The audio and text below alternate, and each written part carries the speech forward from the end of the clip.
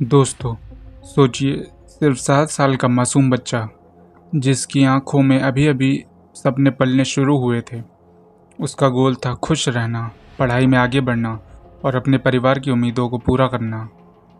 लेकिन फिर वो हुआ जिसकी किसी ने कल्पना भी नहीं की थी। स्कूल में सबसे अव्वल, घर वालों की जान पर अचानक वो बच्चा गायब हो जाता है।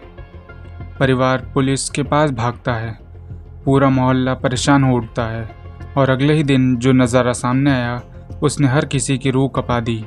अब सवाल ये है, कौन था इस मासूम का दुश्मन और आखिर क्यों उसने इतनी बेरहमी से इस बच्चे को मौत के घाट उतार दिया।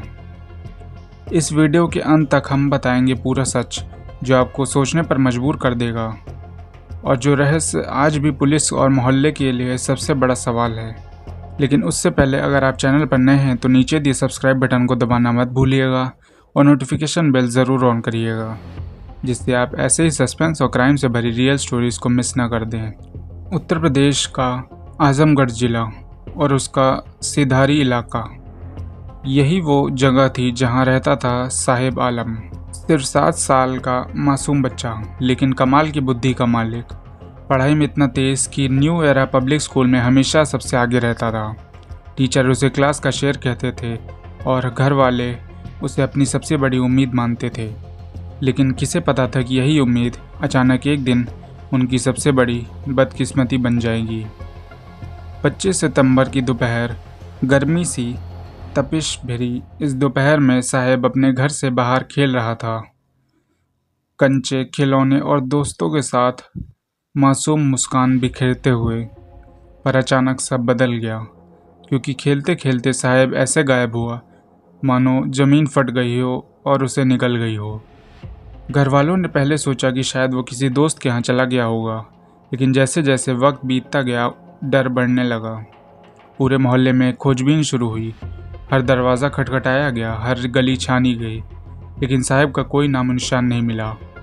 घबराए परिजन थाने पहुँचे, पुलिस से गुहार लगाई, लेकिन परिवार का आरोप है कि पुलिस ने इस मामले को हल्के में लिया, तुरंत कार्रवाई नहीं की और बस आश्वासन देते रह गई। लेकिन दोस्तों, अगले ही दिन जो मंजर सामने आया उसने पूरे मोहल्ले की रूह कँपा दी। सुबह होते ही लोग इकट्ठा होने लगे और तभी एक खौफनाक सच सबके सामने आया, क्योंकि साहेब आलम की लाश एक बोरे में भरी हुई पड़ोसी के घर के गेट पर लटक रही थी। सोचिए ज़रा, 7 साल का मासूम जिसकी कल तक आंखों में सपने थे, अब उसी का निर्जीव शरीर तंग बोरे में कैद था।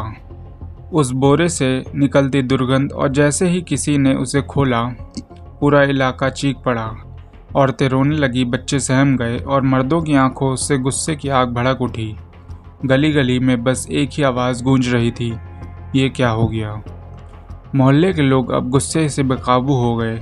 उन्होंने सीधे पुलिस को घेर लिया और उन पर बरस पड़े।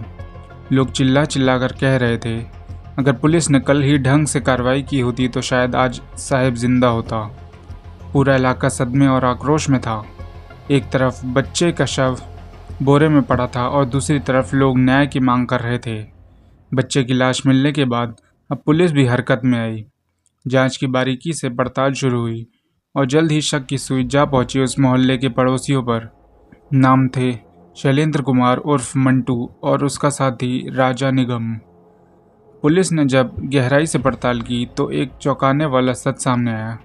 पता चला कि साहिब आलम के परिवार और इन आरोपियों के बीच पुरानी रंजिश और कारोबार की दुश्मनी चल रही थी, और इसी जलन, इसी नफरत में अंधे होकर इन दोनों ने 7 साल के मासूम साहिब को अपना शिकार बना लिया।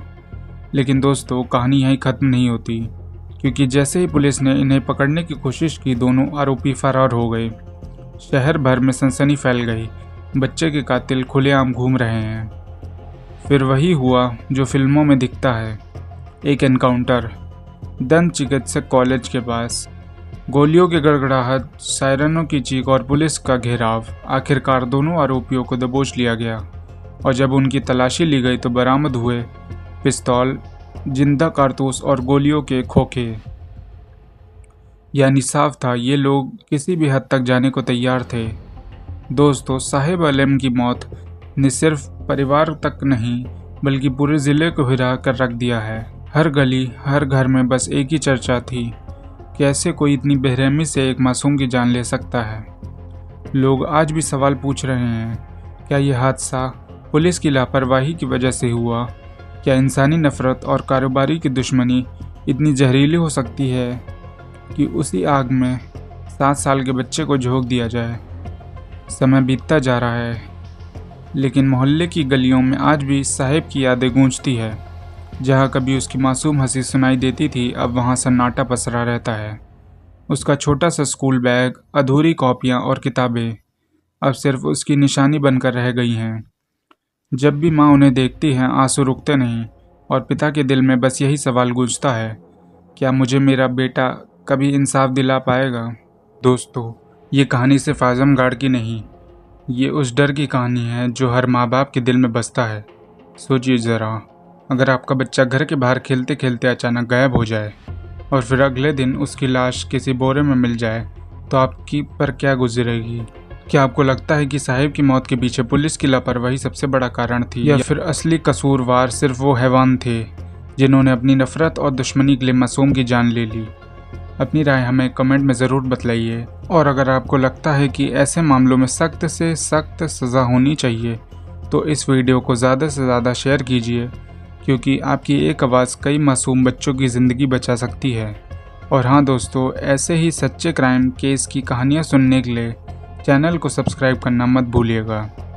धन्यवाद।